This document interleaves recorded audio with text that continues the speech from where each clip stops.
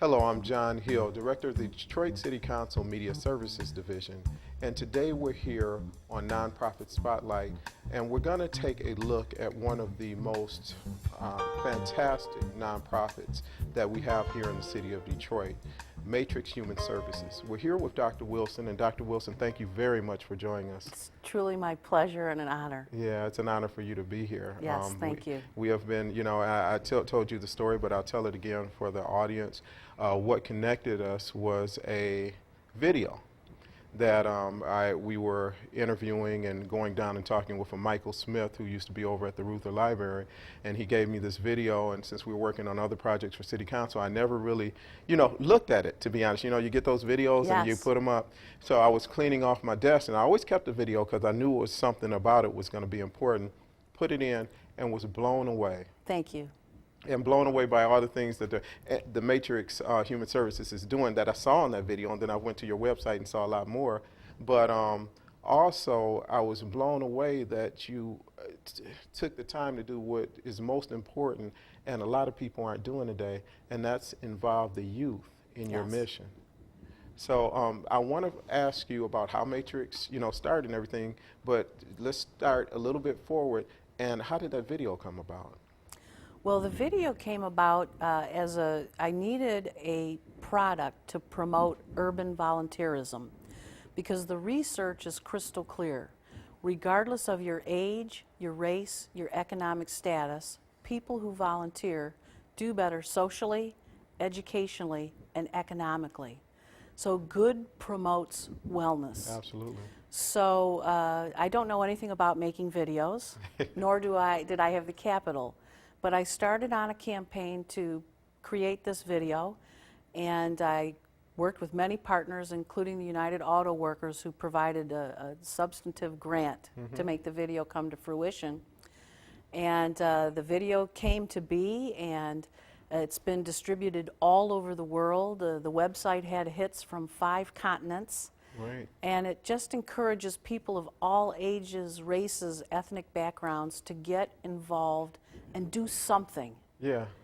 It's not about Matrix, it's about creating a culture of change and civic engagement. Yeah, and the video is what are you fighting for? What are you fighting for? Spelt in text. Yeah, absolutely. Yes. Absolutely. And it made you want to believe, want to fight for something, want to jump into something that's a lot bigger than yourself. Exactly. Yeah. That's exactly the whole point of what are you fighting for. And the video remains free. Anyone can download it from our website. And it also comes with a Michigan-approved teaching education guide. So youth groups who want to use the video to promote volunteerism have a guide exactly how to promote discussion with teens about how to get involved and address the questions. Can you say, and we'll say this over and over again, but people should write it down right now, but what is your website that people can go? www.matrixhumanservices.org. Okay, that'll work. So now let's take, I know we've just begun, and that's good, but I want to take a break right now, and then when we come back, we're going to talk about how the Matrix Human Services got started, what their mission was then, how that has evolved to the many things that you are doing now, and how people can get involved in helping out with your mission. Can't wait. All right, Dr. Wilson. So we'll be right back after these messages, and we're going to find more about Matrix Human Services and all that Dr. Wilson is doing. Stay tuned.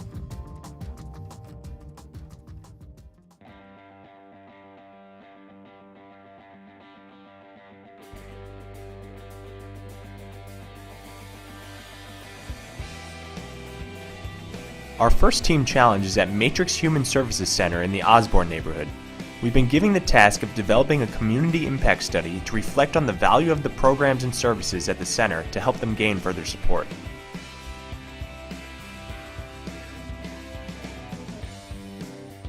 Matrix Human Service is a human service organization that has been operating for 106 years, and our mission is very simple. We fight generational poverty, not just with a hand out, but with a strong and loving hand up. For this challenge, we will be working on site at the Osborne Community Center. To kick off the Matrix Challenge, we met with leadership and staff from the organization who shared insights with us about why the center matters to this neighborhood. This is important because this is an anchor. This is a foundation. This is a nucleus. This is a hub. This is fundamentally an asset to the community that can provide exponential value on many levels. Challenge Detroit, I think, because of the collective resources in terms of fresh minds. My mother had a saying, you know, 2 heads are better than one, and more eyes. It's always, you know, it's one thing to look at yourself through your own lens. It's another to look, have other people look at you or see yourself through other people's lens. We will be asked questions. We will be challenged. And I think what we would like is Challenge Detroit to challenge us.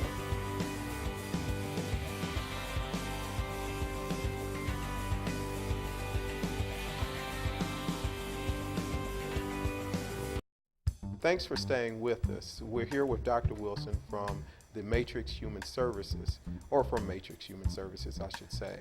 And Dr. Wilson, we left off talking about the video, but now if we could talk a little bit more about how you got started, how this nonprofit was born, if you will.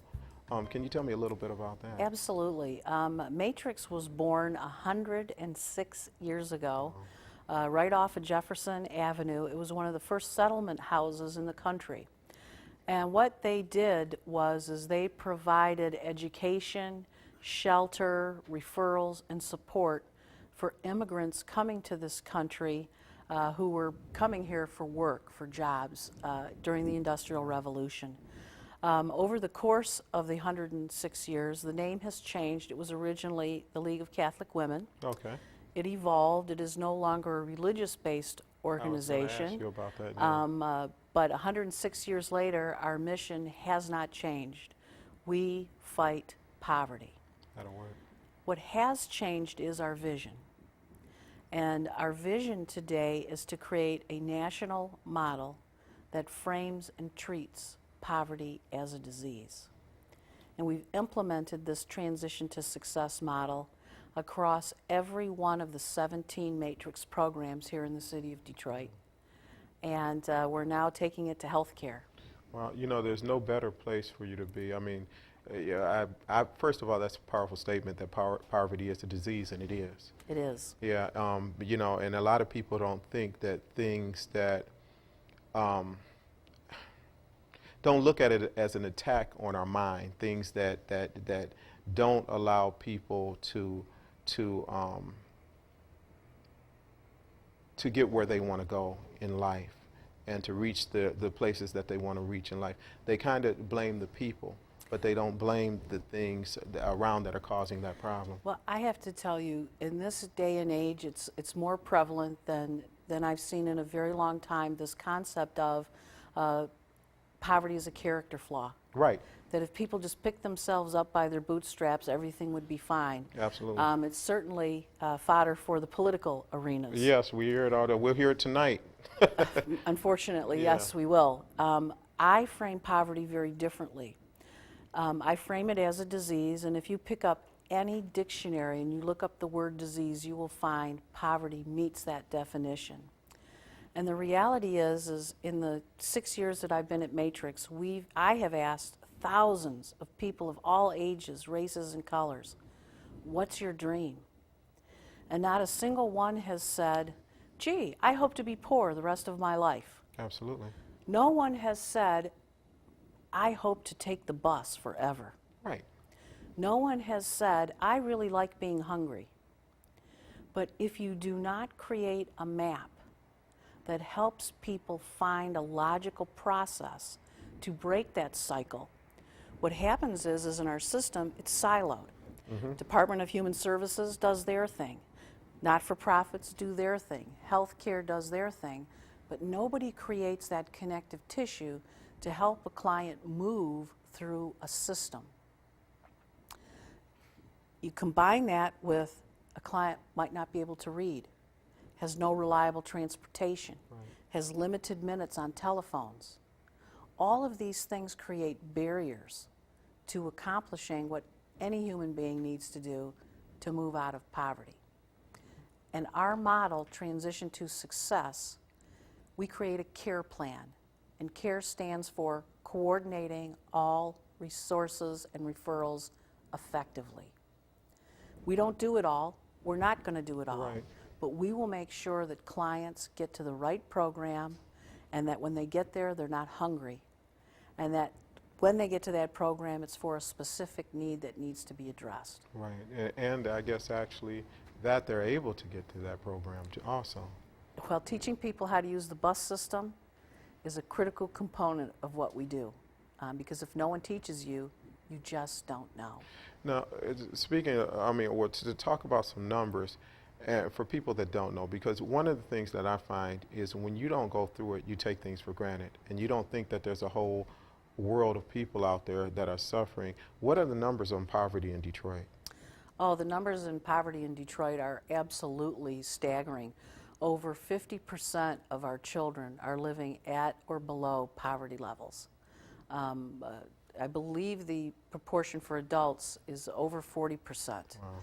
It's a staggering statistic. And So if you can treat poverty here, you can do it anywhere. you can do it anywhere. Yeah, yeah. And Detroit is a true jewel. I was born and raised here. Also, I love Detroit. I know how powerful and strong that our people are. But to say that, I think they say the definition of a person. I want to say as a man, but of all mankind, is when he's or she is at their best or at their worst. And a lot of people that are in the poverty realm, if you will, they're very strong people, stronger than most people who have means, I would say, in order to even get through a day-to-day process. But what are we talking about as far as determines when a person is in poverty? How much money does the household have to live on yearly? Well, according to the federal poverty guidelines, a family of four making $22,000 or less annually meets the definition of poverty. So if you can imagine, Wow. that's approximately $5,000 per person for a year to cover everything: food, clothing, health care, transportation. If you're living on a minimum wage job just to meet basic needs, you'd have to work 2.5 full-time jobs to make ends meet in a meaningful way. Yeah, health care alone, food alone can't even be paid. Shelter. Shelter, yeah. It's Yeah. really phenomenal how we frame poverty. It's a disgrace how we treat poverty. And we pay the most of any industrialized nation in this country for health care. And we have some of the poorest outcomes in the world in terms of health care. That's incredible. And it's simply because we don't treat the disease. So, for example, if a patient gets a diagnosis of diabetes, Right. even if they're on Medicaid, the client gets managed. The physician refers to the lab for lab work, dietitian for education, neurology, neuropathy. All of those health systems are coordinated, and the physician knows exactly what the patient is supposed to be doing. Absolutely. In poverty, there's no such care management. We leave our residents, our community, our brothers and sisters to figure out this most complex system of their own means. And many of them, particularly in Detroit where we struggle with literacy, if you cannot read Right. or read at a higher level, how in heaven's name are you going to be able to coordinate all of these complex resources? Yeah, there's so many questions that I want to ask you. And this interview, literally, we can talk about this probably for 20 years and never, reach and get to all the problems. But somebody who can't read, first of all, there's people, well, just because you can't read doesn't mean you're not smart, first of all. Let me say that. Absolutely. You have some people that are brilliant, and most people, they just didn't learn that particular, If no one taught you, you you don't know. So how big is that problem in Detroit? The illiteracy problem in Detroit is very significant. I've read some statistics as high as over 60% of Detroit residents are functionally illiterate.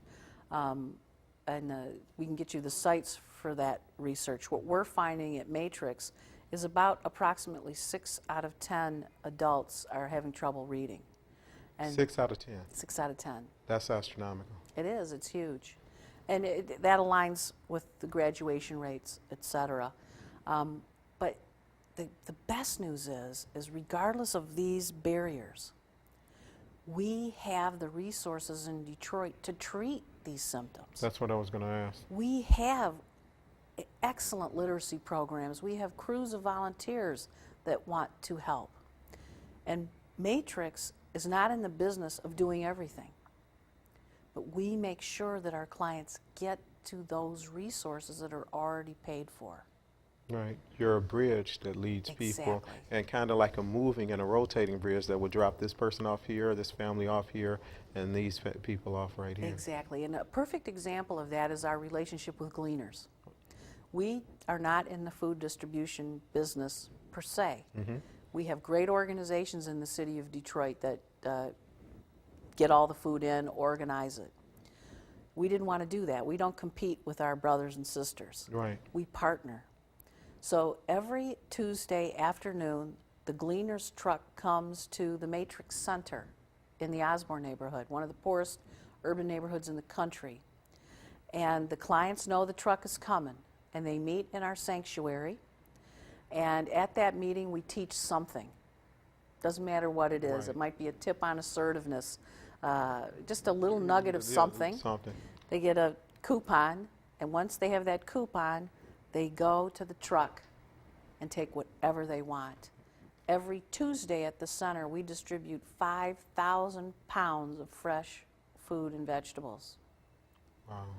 And it's not Matrix. Right. It's our partner Gleaners. Yeah, that's wonderful. That's the power of partnerships, of collaborations.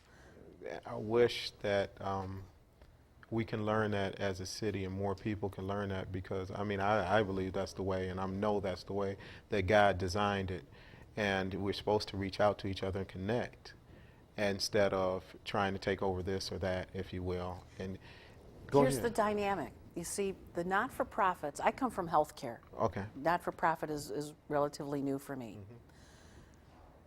In not-for-profits, you have, just in the city of Detroit, thousands of very heartfelt, mission-driven organizations, good organizations. But we're all competing for the same bucket of money. Absolutely. So that really minimizes or doesn't incentivize the not-for-profit community to work together, because you never know who's going to be your competitor. And I vowed 6 years ago when I came to Matrix that I was not going to go after any new piece of business that competed with a not-for-profit if that was their book of business. Understood. That's why we don't do food. Right. We have Gleaners. You Who have needs to do Gleaners, food? We have Gleaners. Yeah, and that's the smarter way to do it, I want to say. It is. And 6 years later, I can look you straight in the eye and tell you, other than our existing pieces of business that we do, we have not gone after anything that somebody else was doing. Well, let's take a break right here, and when we come back, I want to talk more about what makes Matrix Human Services different from any other nonprofit. I want to go even more into that. I'm sure we Excellent. discussed a little bit of it. So we'll be right back after these messages. Stay tuned. I'm learning a lot. Usually, as you know, I talk a little bit more in my interviews, but I'm so amazed by all the things that Dr. Wilson is sharing with us that I'm just sitting back and taking it all in myself. So please stay tuned. As I say from time to time, call people in your family, call friends, let them know what we're talking about right now, because we're about to go into how people, if you're watching this, you can be helped by the Matrix Human Services, and also we're about to go into how you can help out, how you contribute, donate time, and all of those things in partnership, as you heard Dr. Wilson say, with Matrix Human Services. So we'll be right back after these messages. Stay tuned. My name's Reggie. Just recently, my wife and I took in her sister's children. And we already had 4, so I went from becoming a family man to a man with a bigger family. Now, you can't eat love, so I don't know how I'm gonna feed them tonight. How was that, Rich? I think I look more like Denzel. That's cold, man. Play a role in ending hunger. Visit feedingamerica.org/hunger and find your local food bank. True definition of hero. And being a hero took a heroic effort. Every day we bring to our fans the world of sports. We speak of heroes and heroism, but there are days when sports matter little. and heroes matter more. These heroes don't hit walk-off homers or buzzer-beating threes. They simply made a plan for what to do when disaster strikes.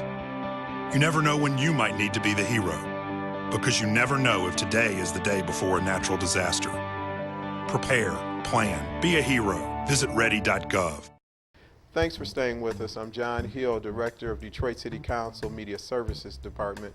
And what we're doing here today, for those of you who are just joining us, we're here with Dr. Wilson from the Matrix Human Services, and we're talking about all the wonderful things that they're doing to fight poverty and get us out of this disease of poverty. So Dr. Wilson, I really appreciate you telling us how much you and sharing your time with us, and I know it's your mission. I know, and let me say this, when I met you, I met you for the first time today. Yes. When you came in. I see a glow in your eyes, a light in your eyes. You know how you can see a light in Yes. people's eyes? I see the light in your eyes, and that you really love what you're doing. Love it. Best job I've ever had. That's incredible. Best job I've ever had, no doubt about it. It's truly a wonderful honor and privilege to serve. And I've been working at Matrix for 6 years, and I've led healthcare corporations across the country, and this is by far the most fulfilling and rewarding position I've ever held. Now, what makes the Matrix Human Services different than any other nonprofit organization of its type? That is a perfect question for me. Let me give you a little bit of history. I spent the first 25 years of my career in healthcare. In healthcare, everything is driven by science. We have best practice, we have evaluation, we have outcomes. So when someone gets diagnosed with a disease, the physician doesn't do whatever he wants. He follows best practice. Right. So that's the world I came from. So I come to not-for-profits, and I find this very siloed, very competitive not-for-profit world where there's not a lot of collaboration across the system.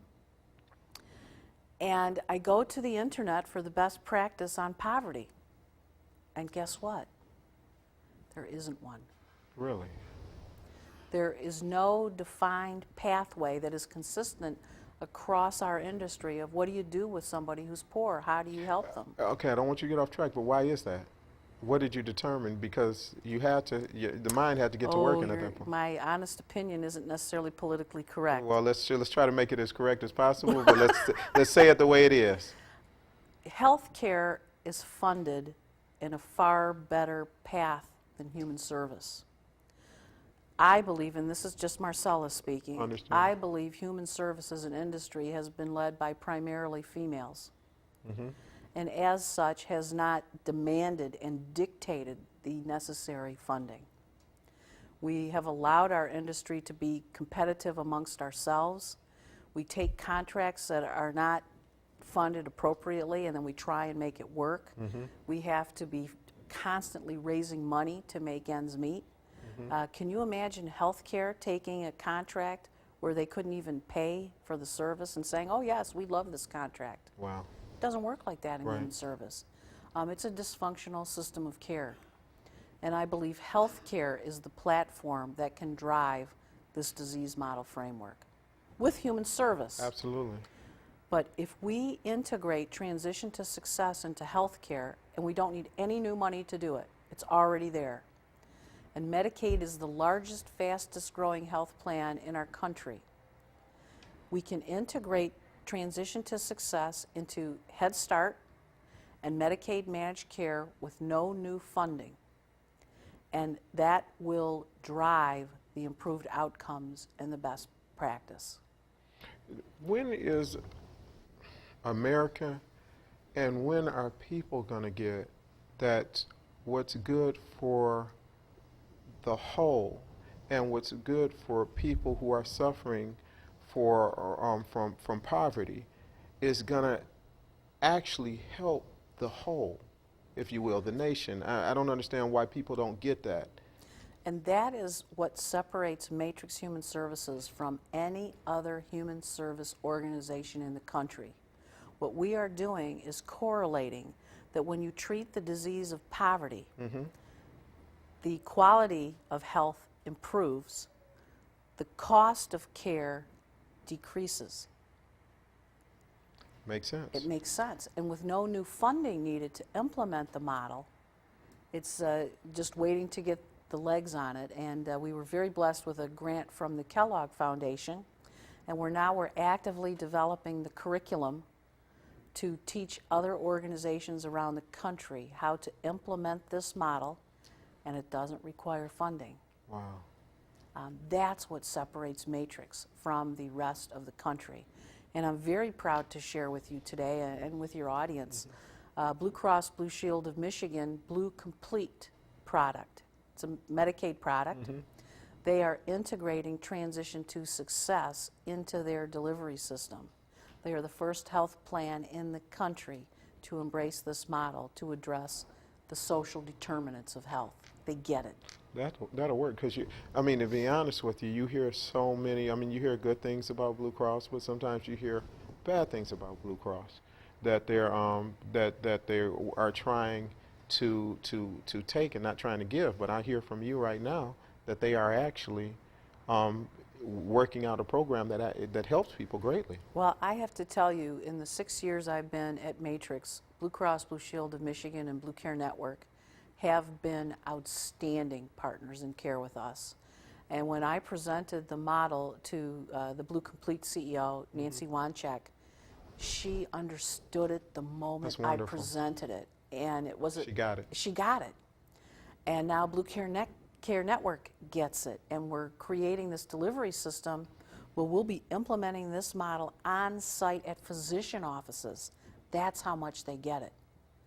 What's the win for Blue Cross Blue Shield of Michigan? You're right. Increased enrollment, because if you build it, they will come. That's right. Improved outcomes. Using this model at the Matrix Vistas Nuevas Head Start, every one of our 1,500 preschoolers last year was up to date on immunizations, vision, and dental and hearing exams. Unheard of in an urban setting. Yeah.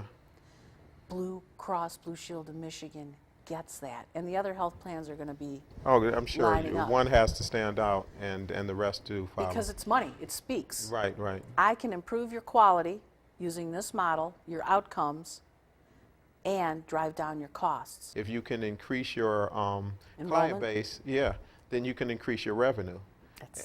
That's it. Yeah, That's that simple. And Blue Cross also, there was another video that you were telling me about that Yes. other than the What Are You Fighting For video that recently you completed. Well, we're blessed with wonderful partners at Matrix Human Services. The Skillman Foundation has supported our work for many, many years, but definitely during my tenure in the past 6 years. The Kellogg Foundation has been phenomenal. Community Foundation, private corporations and individuals. The What Are You Fighting For video was funded primarily by the United Auto Workers, Okay. and we had other organizations that supported it, including Blue Cross Blue Shield Cross of was Michigan. that one. Okay. Now, Well, thank you, Blue Cross. Let me say thank that. you, Blue Cross. Now, from that video, I started doing national speaking tour, and another speech came out of it called Silent No More, and it promotes tolerance and addresses issues of bullying. Right. And Which is huge nowadays. It's huge, and I was blessed that a head of a video production company was in one of my audiences and asked if he could create the video for it.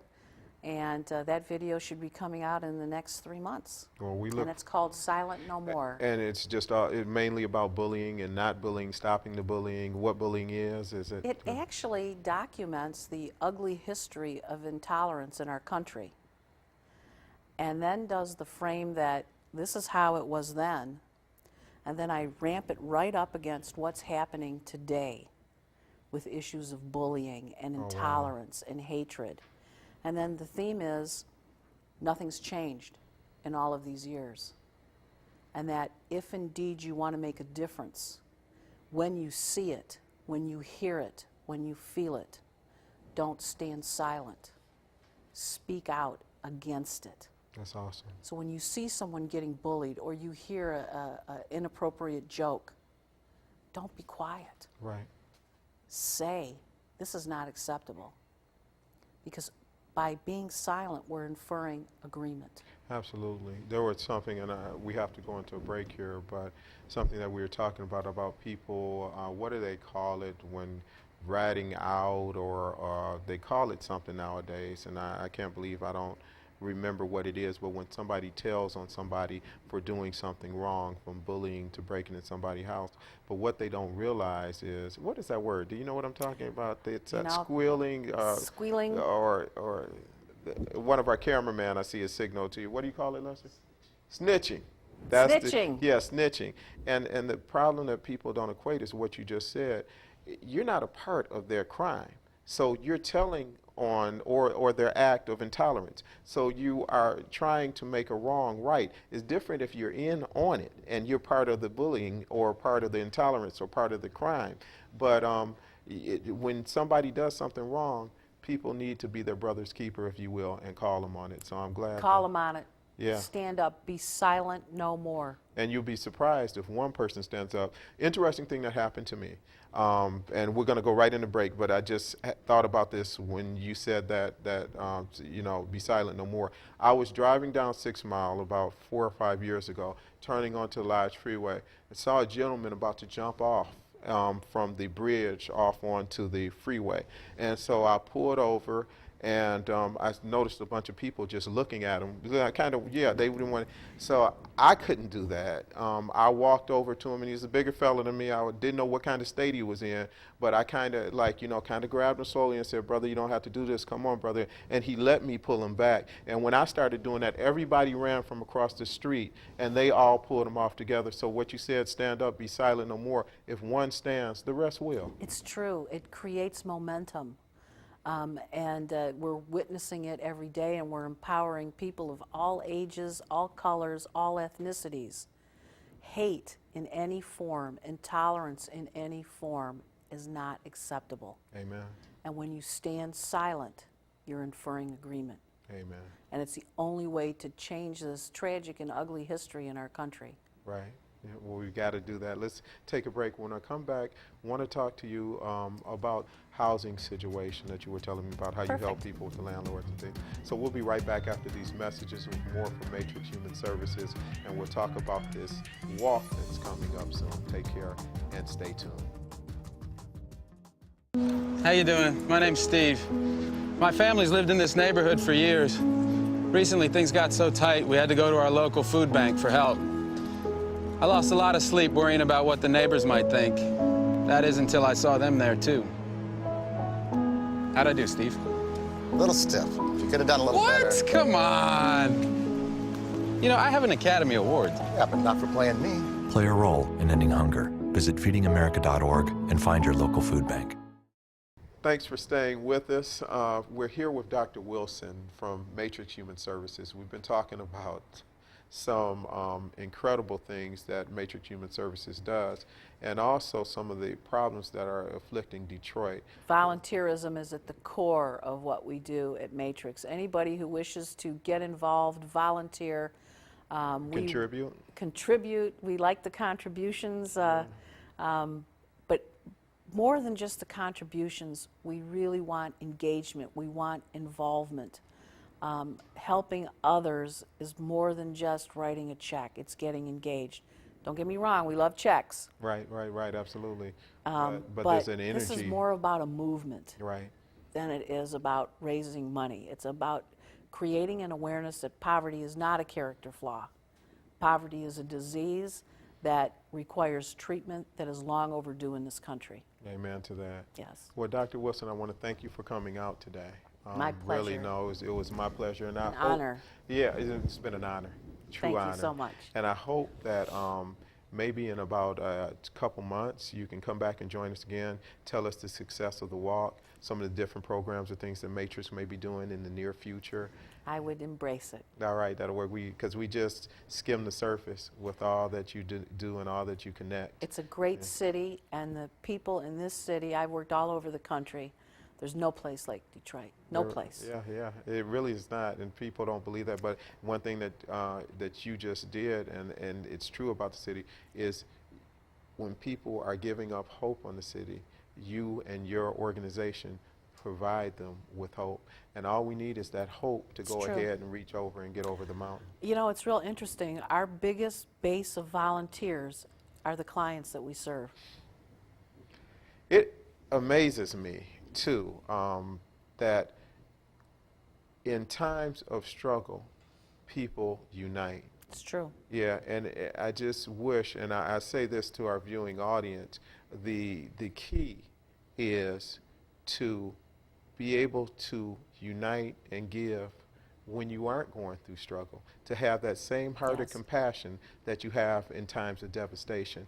And it's up to them, it's up to you to say, hey, things are going good for me right now, but I really need to help out. Because from the New Orleans, flood that happened to everybody's been in a situation, whether it's the power going out, like we are suffering, where you reach out to your neighbor at that time. Do you need any help? Well, we need to stop being so busy when things are going well and reach out to our neighbor. And that's what your organization is all about, reaching out to neighbors. So I applaud you, Thank you for so much. having the heart to serve, the heart to help, and the heart to give.